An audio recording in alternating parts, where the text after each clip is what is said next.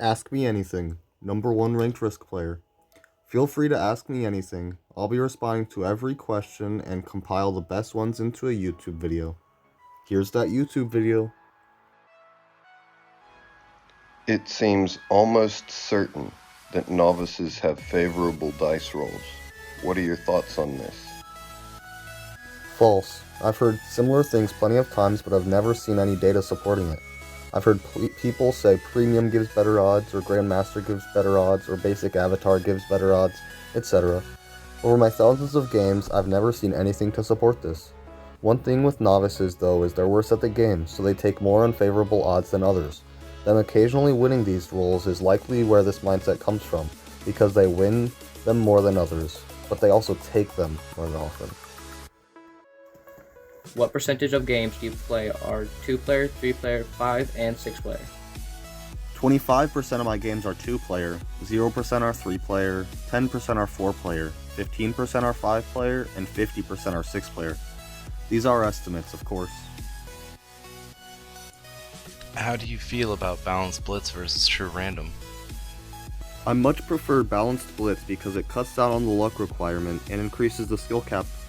In true random, you can lose a 50v1, making you lose the game, whereas in balanced blitz, you can't lose anything past a 4v1. Beep, boop. I am a robot. Here's a copy of Dracula. Was I a good bot? I guess I have to answer every question. Yes, you were a good bot. What continent do you think is the most strategic starting point? It depends on the settings in your opponents, as well as where your opponents are going. Australia is the easiest to defend, although it's often fought over, so I prefer Africa. What do you think the biggest thing is that holds back people from improving at their game? And what have you done personally to mitigate that? Mindset. The biggest thing I hear people say is, I lost because of a dice roll. I think the better complaint or thought is, how could I have prevented that dice roll from deciding that game? To change my mindset, I had to actively stop myself from thinking the first quote and changing the wording in my head to reflect on my losses. What scenarios or settings do you prefer to play? One thing that I've been playing a lot recently is Conwy Castle Cap's Progressive Fog. And another one of my favorites is Europe World Domination Progressive Fog. Please describe the winning strategy for 4 to 6 man classical. That's very difficult to do in a single Reddit post and is determined by a variety of factors. Settings, blizzards, opponent rank, turn order, placement, etc. The biggest tip I can give you is to never go into a game with a set strategy. Your strategy needs to adapt to the game as it evolves.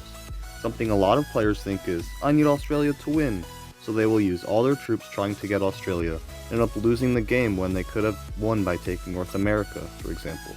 I think a better question to ask and learn from is, what should I do in this specific situation? Let me try again. Sorry and thank you. Please describe the strategy for successfully taking and defending a territory's border. And also, when is the right time to move to a new territory, and also when to eliminate an opponent. Much love. Eliminating an opponent often depends on the board state and is much easier to answer for a progressive game. Take them out when it's worth it. For example, you have 1 card, they have 4 cards. Trading is worth 50, they have 50 troops, and you can 100% take them out. Go for it, because you'll get your troops right back from the trade. As for fixed, this is very hard. You almost never want to take anyone out unless you have a very strong hold on the board. For example, both opponents have combined 200 troops, you have 250. Take them both out and win the game. Aside from that, you rarely want to take someone out in a fixed game. For taking continents, it's the same thought process. For example, a +2 bonus, like Australia, and there are 10 enemy troops there. For simplicity's sake, let's just say you will lose 10 troops to take it, so it will take you 5 turns to profit from the continent. Can you hold the continent for 5 turns? If so, then take the continent. If not, then don't take it.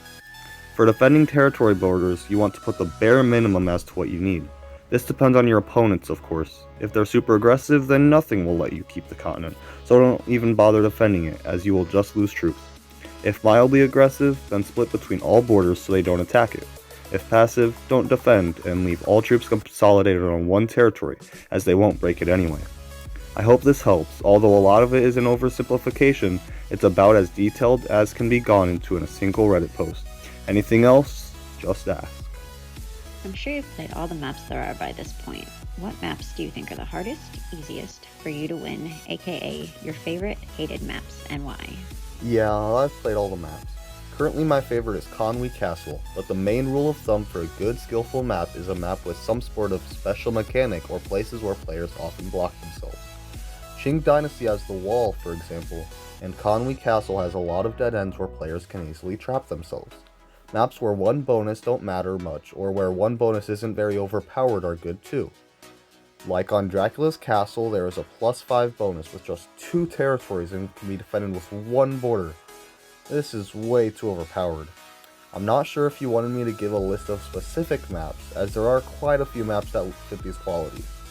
The reason why I like maps like this is because the skill cap is increased, and I have an advantage by having played them before as well as being naturally skilled.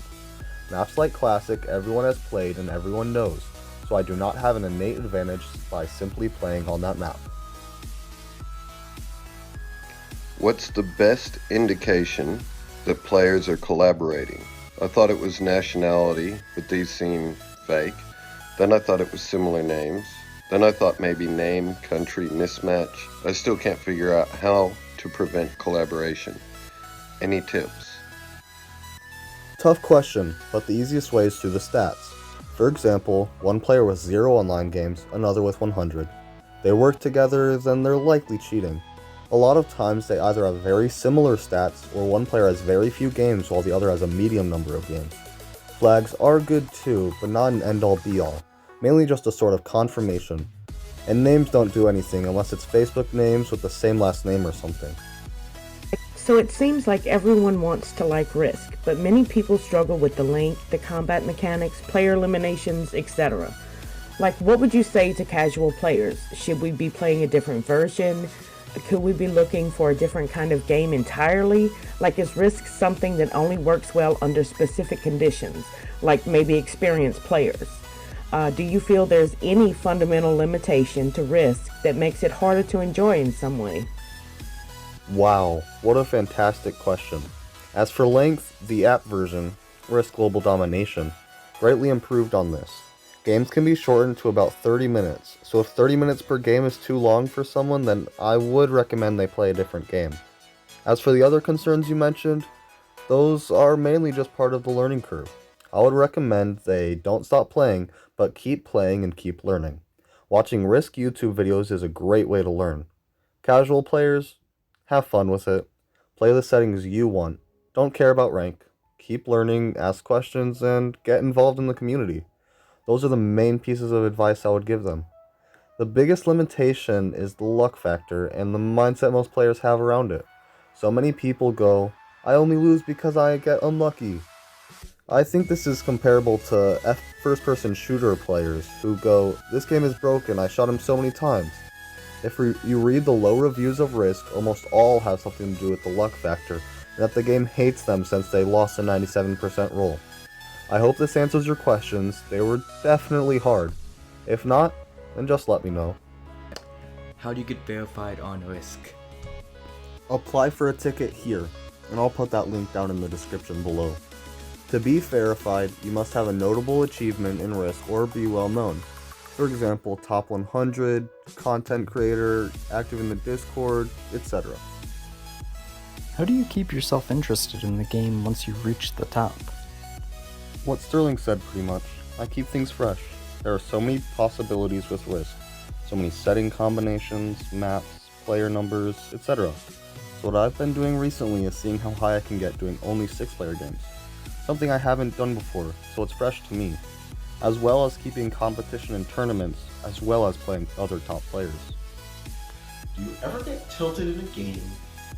What do you do to limit your emotional reactions to in-game circumstances? Yeah, I remember right when I hit 6.5 million skill points for the first time. I was pumped. Then I lost 3 games in a single day. Ever since then, I have had to make myself stop playing when I lose. As for emotional reactions, it gets hard. Very hard. And sometimes you don't. You want to speak with your emotional reactions. Maybe something tame at first, let them know to leave you alone. No suiciding, of course. What I do to mitigate those extreme reactions is I keep the end goal in mind. Winning the game. It's obviously different for everyone and depends on what their goal is when playing Risk. For some people it's just to have fun and not to win. For those people I'd say play with your emotions. For people who want to win and rank up, then don't. At the end of the day, do whatever it takes to accomplish your goal. Are you playing Risk professionally, receiving sponsorship, money, teaching, or playing money games? And please provide a link for your YouTube. I'd love to follow it. No, but I definitely would if I could.